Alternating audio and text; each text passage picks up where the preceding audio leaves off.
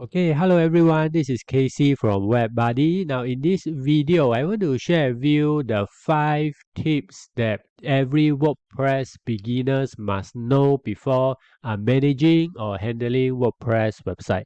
So, the tips in this short tutorial is very useful if you have recently just take over a WordPress website and you are starting to manage it, or you are going to have a new WordPress website that's being handed over to you either by the other department in your job or for your new business from a WordPress developer.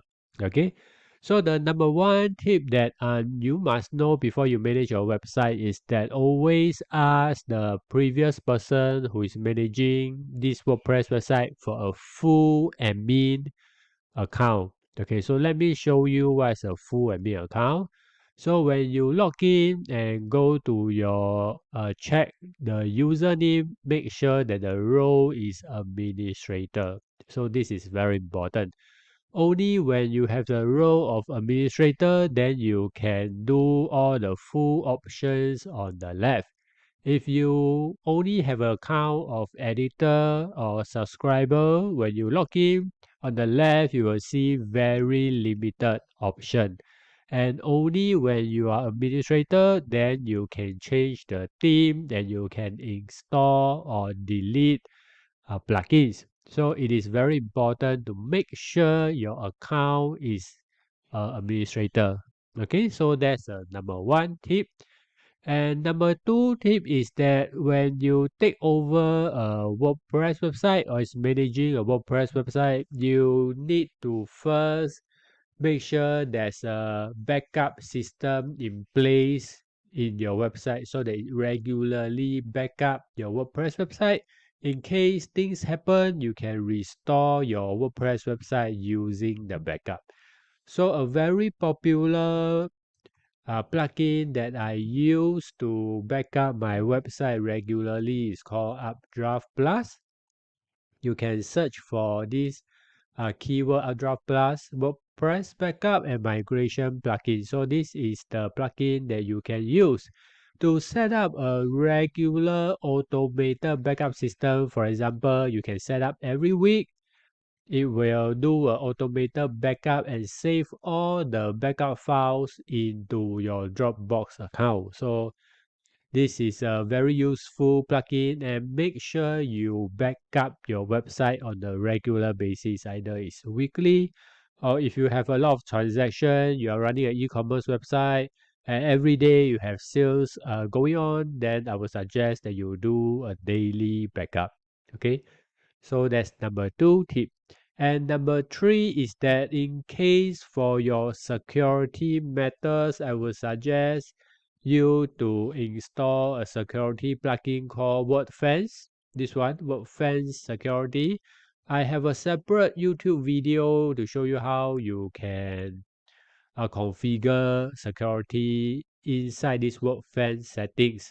You can install, activate, and go ahead and do the settings.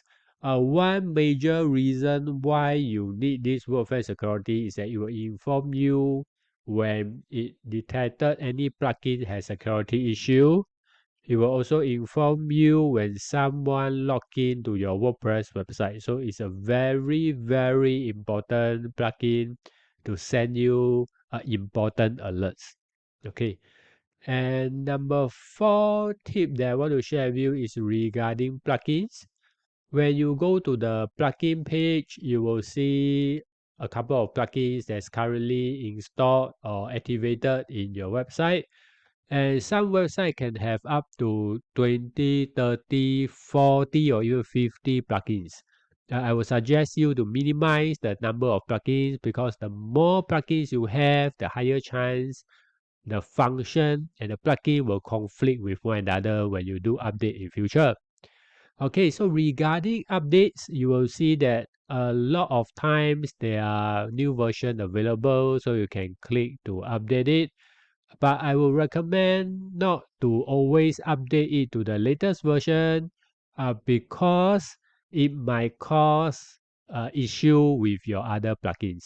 So what I normally do is that I will only update a plugin when there is security issue, and this security issue will be alerted by the WordFence security plugin. It will send an email to you, then you will know that okay, this plugin I need to update because of security issue. So I will only update the plugin when there is security vulnerability. If not, I will just leave it as is, or if I need the latest version so that I can enjoy their latest feature, for example.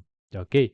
And the last tip I want to share with you is that if possible, do not use a shared hosting to host your WordPress website, especially if your WordPress website is an e-commerce website or is using Elementor as the page builder, because Elementor and WooCommerce requires a lot of resources to run and load the file. So it will slow down a lot if you're using shared web hosting.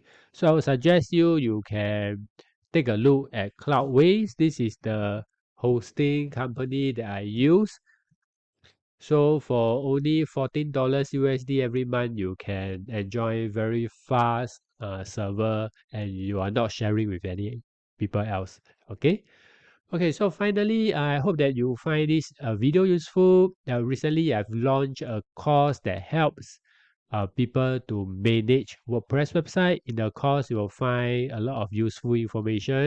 So this is the course, Express WordPress Quick Start course to managing a website. So it's an ideal course for people who are new to WordPress and you are now need to manage and use a WordPress website, either in the requirement of your job or your new job, or you're getting a new business and you have a new website. So in this course, I cover a lot of prerequisite requirements and things that you need to do when you're taking over a website. I also cover how you can update the your website using different page builder. I cover how you can secure a website, optimize your website speed, and most important, this course is always growing. I consider the request of the student and adding new videos to this course every time. So I have included a special link in this video description that you can get this course for a special price, only one time enrollment, and you can enjoy lifetime access and updates. Okay. So I hope that you find this video useful. If you have any questions regarding handling WordPress or managing WordPress, feel free to post a question and I'll be able to help out with. If not, I'll see you in my next video. Thank you.